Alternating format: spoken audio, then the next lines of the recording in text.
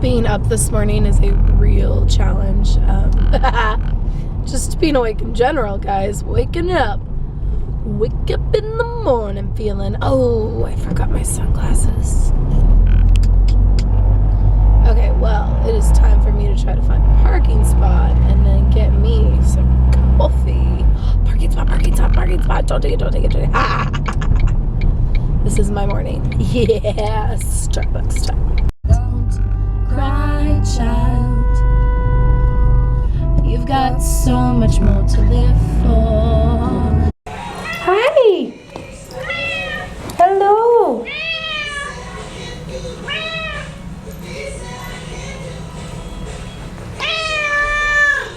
Hi.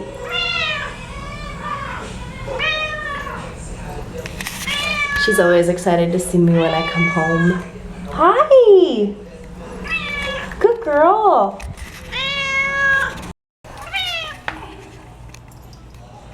What's up?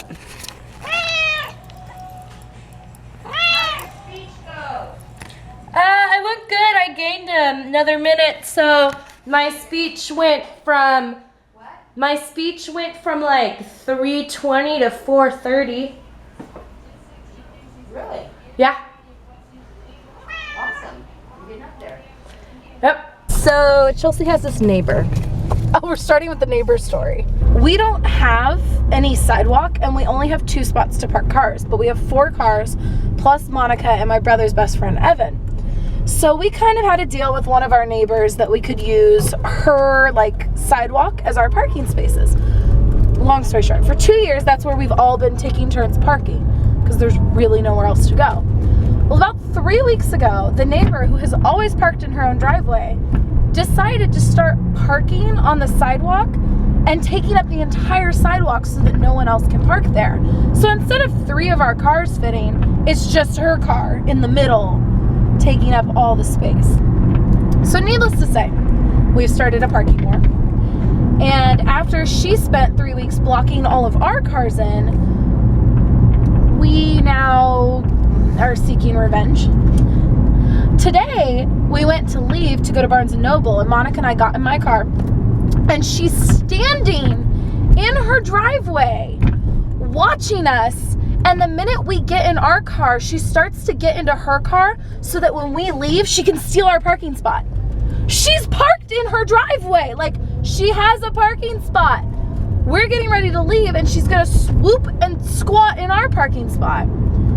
So I got out of my car and borrowed my dad's keys and took the car out of our driveway.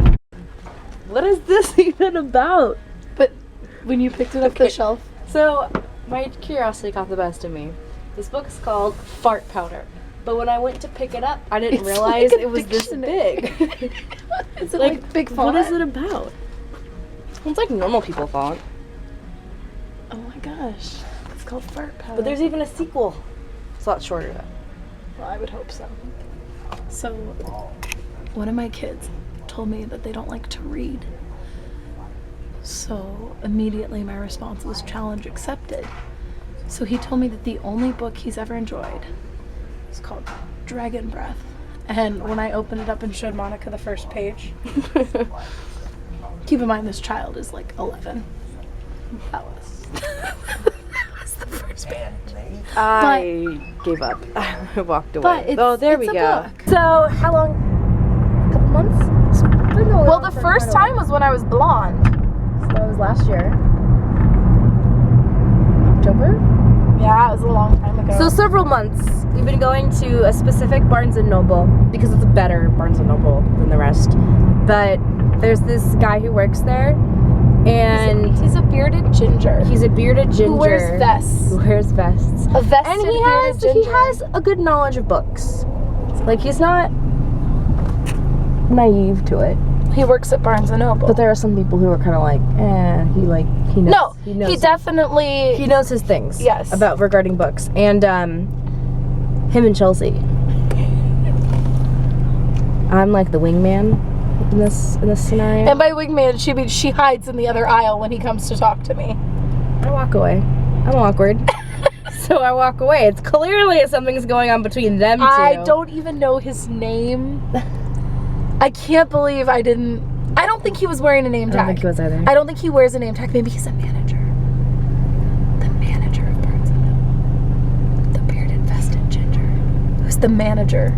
So this has been going on for several months now, and he remembers her. Like, he remembers her. I mean, we do go there a lot, but he remembers her, and they will continue their conversations that they had last time. The only thing I have a problem with, though, is he's not a Lord of the Rings fan. Or a Neil Gaiman fan. Or a Neil Gaiman fan. But he liked the Mistborn series and Patrick Rothfuss. So, I mean, So you win some, you lose some. But that's where we're at right now. Guys, he's the beard-infested ginger who works at Barnes & Noble. I don't think you can comprehend how much of that is a yes. Tonight, he was our cashier, and I like walk up and he's like, hi, how have you been? Like, blah, blah, blah, conversation. And we walk out of the store, and as I get in the car, I'm like, it's been 6 months and I've forgotten to look for his name tag. I don't even know his name. Monica's like, just look at the receipt. It always says it on the receipt. So we were like digging through all the books. He didn't even give me a receipt. No, nothing. Just that he works at Barnes & Noble and might be a manager. Might be a manager. That's where we're at. I don't know what's going on. Chelsea just said grab the camera. I'm not gonna get... What? His name... Oh. Wait, is that a thing? An e-receipt. His name's Adam. See you tomorrow.